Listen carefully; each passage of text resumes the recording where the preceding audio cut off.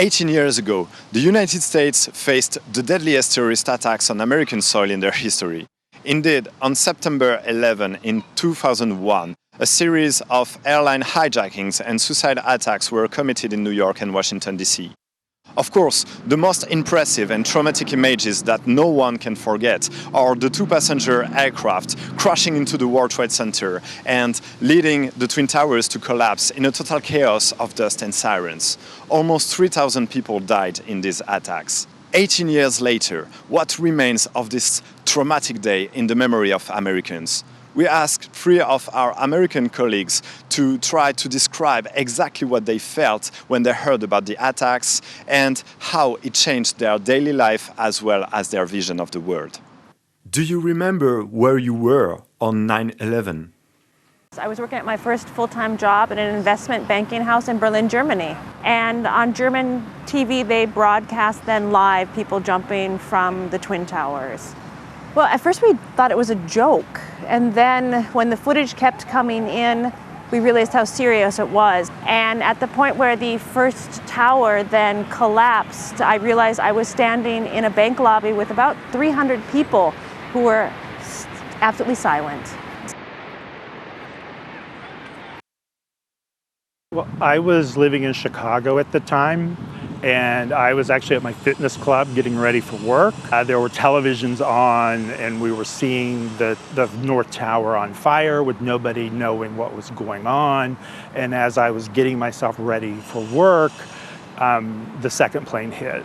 So I saw it live on television, and it was traumatic. Plus, I lived in New York City for 7 years. I stood on the roof of the South Tower. I'd been in the observation deck.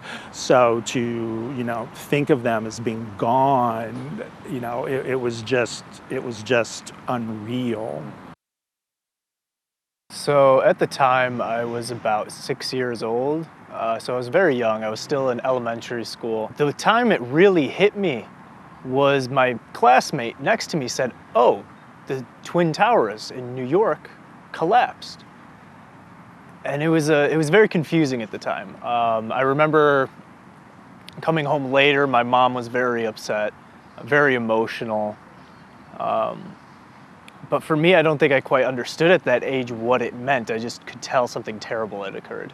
What did this tragic event change in Americans' daily life? My first time back to America after 9/11, I noticed the changes quite a bit. The security at the airports, going through customs, the change of the whole atmosphere was very apparent. It was a trauma, and there was just a lot of fear. People didn't want to travel anymore. There was a sense of isolation and a sense of fear. Immediately after, I do remember realizing there was a big scare. There was a big fear in everybody. Even we did ridiculous things, like we were afraid of a biochemical attack. So my mom had taped off a room with duct tape and said, if anything ever happens, we go to this room, it's our safe room, and you seal the room shut. What's the best response to terrorism? I think cultural diplomacy is probably still one of the most important things. Terrorism, it's an ideology. Unfortunately, it will never go away. The only way to defeat terrorism is through education. I think the biggest thing is to resist the fear that terrorism brings about. The goal is ultimately to scare people into changing their day-to-day lives, into living in terror so that they force their government to do something about it. It's hard. It's hard to overcome those base instincts to really address an issue like terrorism.